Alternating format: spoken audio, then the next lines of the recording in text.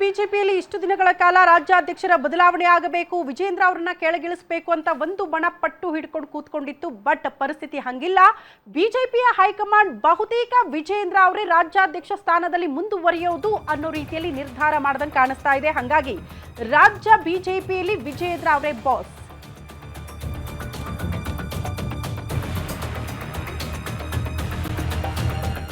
BJP ಅಧ್ಯಕ್ಷರಾಗಿ ವಿಜೇಂದ್ರ 2 ವರ್ಷ complete ಮಾಡಿದ್ದಾರೆ ಯಶಸ್ವಿಯಾಗಿ. ವಿಜೇಂದ್ರ ವಿರುದ್ಧ ಯಾರೇ ನಿಂತರೂ ಕೂಡ ನೋ ಯೂಸ್ ಅನ್ನುವಂತ ಪರಿಸ್ಥಿತಿ ಬಿಜೆಪಿ ಪಾಳ್ಯದಲ್ಲಿ. ಯಾರು ಏನೇ ದೂರು ಕೊಟ್ಟರೂ ಕೂಡ ವಿಜೇಂದ್ರ ಅವರು ಸೇಫ್ ಅನ್ನುವಂತ ಪರಿಸ್ಥಿತಿ ನೋಡೋದಕ್ಕೆ ಸಿಗ್ತಾ ಇದೆ. ಯಾರ ದೂರನ್ನ ಕೂಡ ಬಿಜೆಪಿ ಹೈಕಮಾಂಡ್ ಗಂಭೀರವಾಗಿ ಪರಿಗಣಿಸಿಲ್ಲ. ಅಧಿಕೃತವಾಗಿ ಘೋಷಣೆ ಮಾಡಿದ್ರು ಕೂಡ ವಿಜೇಂದ್ರ ಅವರೇ ಬಾಸ್ ಅನ್ನೋದು ಬಹಳ ಸ್ಪಷ್ಟವಾಗಿ ನೋಡೋದಕ್ಕೆ ಸಿಗ್ತಾ ಇದೆ. ಇನ್ನೊಂದು ವರ್ಷ BY ವಿಜೇಂದ್ರ ರಾಜ್ಯ ಬಿಜೆಪಿಗೆ ಸಾರಥಿ ಅಂತ ಹೇಳಲಾಗ್ತಾ ಇದೆ. 2026 ನವೆಂಬರ್ ತನಕ ಕೂಡ ಬಿಜೆಪಿಯ ರಾಜ್ಯಾಧ್ಯಕ್ಷರಾಗಿ ವಿಜೇಂದ್ರ ಅವರೇ ಮುಂದುವರಿತಾರೆ ಅಂತ. ಅಷ್ಟರಲ್ಲಿ ಎಲೆಕ್ಷನ್ ತಯಾರಿಯಲ್ಲಿ ಕಂಪ್ಲೀಟ್ ಆಗಿ ಪಕ್ಷ ಬ್ಯುಸಿ ಆಗುತ್ತೆ. ಮುಂದೆ ಎಲೆಕ್ಷನ್ ಬರೋದ್ರಿಂದ ಬದಲಾವಣೆ ಮಾಡಿದ್ರೂ ಕೂಡ ಕಷ್ಟ ಆಗುತ್ತೆ. ಈ ನೆಪಗಳನ್ನ ಹೇಳಬಹುದು ಅಂತ. ಬದಲಾವಣೆ ಮಾಡಿದ್ರೆ ಪಕ್ಷಕ್ಕೆ ಡ್ಯಾಮೇಜ್ ಆಗುವ ಸಾಧ್ಯತೆ ಇರುತ್ತೆ. ಹಿಂಗಾಗಿ BY ವಿಜೇಂದ್ರ ಬದಲಾವಣೆ ಮಾಡೋದಕ್ಕೆ ಬಿಜೆಪಿ ಹೈಕಮಾಂಡ್ ಸದ್ಯಕ್ಕಂತೂ ಮುಂದಾಗೋ ಲಕ್ಷಣಗಳು ಕಾಣಿಸ್ತಾ ಇಲ್ಲ. ಈ ಬಗ್ಗೆ ಮತ್ತಷ್ಟು ಡೀಟೇಲ್ಸ್ ಅನ್ನ ಕೊಡ್ತಾ ಹೋಗ್ತಾರೆ ನಮ್ಮ ಪ್ರತಿನಿಧಿ ಕವನ. ನೇರ ಸಂಪರ್ಕದಲ್ಲಿ ಜಾಯಿನ್ ಆಗ್ತಿದ್ದಾರೆ. ಕವನ, ಒಂದು ಬಣ ಸತತವಾಗಿ ಪಟ್ಟು ಹಿಡ್ಕೊಂಡು ಕೂತಿತ್ತು ರಾಜ್ಯಾಧ್ಯಕ್ಷರ ಬದಲಾವಣೆ ಆಗಬೇಕು, ವಿಜೇಂದ್ರ ಅವ್ರನ್ನ ಸೈಡ್ ಲೈನ್ ಮಾಡಬಹುದು ಅಂತ.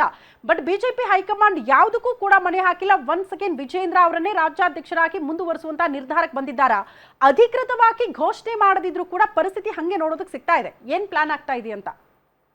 ಶ್ರುತಿ, ಬಿಹಾರ ಚುನಾವಣೆ ಬಳಿಕ ಅದೇ ರೀತಿಯಾಗಿ ರಾಷ್ಟ್ರೀಯ ಅಧ್ಯಕ್ಷರ ನೇಮಕದ ಬಳಿಕ ರಾಜ್ಯದ ಅಧ್ಯಕ್ಷರ ನೇಮಕ ಅನ್ನುವಂತಹ ಚರ್ಚೆಗಳು ಈ ಹಿಂದೆಯಿಂದ ಅಂದರೆ ಕಳೆದ 2-3 ತಿಂಗಳಿಂದಲೂ ಸಹ ಕೇಳಿ ಬರ್ತಾ ಇತ್ತು. ಆದರೆ ಇದೀಗ ಬಿಹಾರ್ ಚುನಾವಣೆ ಆದಮೇಲೆ ವಿಜೇಂದ್ರ ಅವರ ಬದಲಾವಣೆ ಆಗುತ್ತೆ, ವಿಜೇಂದ್ರ ಅವರ ಸ್ಥಾನಕ್ಕೆ ಬೇರೆ ಯಾರಾದರೂ ಬರ್ತಾರೆ ಅನ್ನುವಂತಹ ಚರ್ಚೆಗಳು ಸಹ ವಿರೋಧಿ ಬಣಗಳು ಮಾಡ್ತಾ ಇತ್ತು. ಆದರೆ ಇದೀಗ ಬರ್ತಾ ಇರುವಂತಹ ಮಾಹಿತಿಗಳನ್ನ ನಾವು ನೋಡ್ತಾ ಇದ್ರೆ ಇನ್ನೂ 1 ವರ್ಷಗಳ ಕಾಲ, ಯಾಕಂದ್ರೆ ಈಗಾಗಲೇ ವಿಜೇಂದ್ರ ಅವರು ರಾಜ್ಯಾಧ್ಯಕ್ಷರಾಗಿ 2 ವರ್ಷ ಆಗಿದೆ. ಸೊ ಹೀಗಾಗಿ ಇನ್ನು 1 ವರ್ಷಗಳ ಕಾಲ ವಿಜೇಂದ್ರ ಅವರನ್ನೇ ರಾಜ್ಯಾಧ್ಯಕ್ಷರಾಗಿ ಮುಂದುವರಿಸುವಂತಹ ಸಾಧ್ಯತೆ ಇದೆ ಅನ್ನುವಂತಹ ಚರ್ಚೆಗಳು ಆಗ್ತಾ ಇತ್ತು. ಇದರ ಜೊತೆಗೆ ಅಂದ್ರೆ ಮುಂದಿನ ನವೆಂಬರ್ 10ರವರೆಗೂ ಕೂಡ ವಿಜೇಂದ್ರ ಅವರು ಸೇಫ್ ಅನ್ನುವಂತಹ ವಿಚಾರಗಳು ಉನ್ನತ ಮೂಲಗಳಿಂದ ಬರ್ತಾ ಇರುವಂತಹ ಮಾಹಿತಿ ಆಗಿತ್ತು. ಇದರ ಜೊತೆಗೆ ಇನ್ನೇನು ಅದನ್ನ ಹೊರತುಪಡಿಸಿದ್ರೆ ಚುನಾವಣೆಗೆ ಇನ್ನೊಂದು ವರ್ಷ ಇರುತ್ತೆ. ಸೊ ಹೀಗಾಗಿ ಚುನಾವಣೆಯನ್ನ ಕೂಡ ವಿಜೇಂದ್ರ ಅವರ ನೇತೃತ್ವದಲ್ಲೇ ಹೋಗಬಹುದು ಅನ್ನುವಂತಹ ಚರ್ಚೆಗಳು ಇದೀಗ ಬಿಜೆಪಿ ವಲಯದಲ್ಲಿ ಕೇಳಿ ಬರ್ತಾ ಇರುವಂತದ್ದು.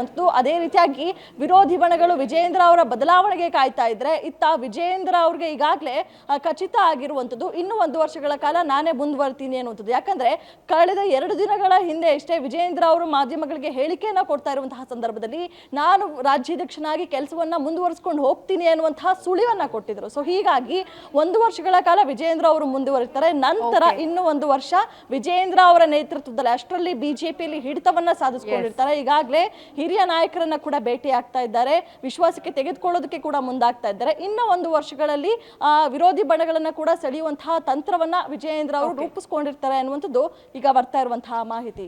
ಓಕೆ ಕವನ, ಧನ್ಯವಾದಗಳು ತಮ್ಮೆಲ್ಲ ಮಾಹಿತಿಗೆ.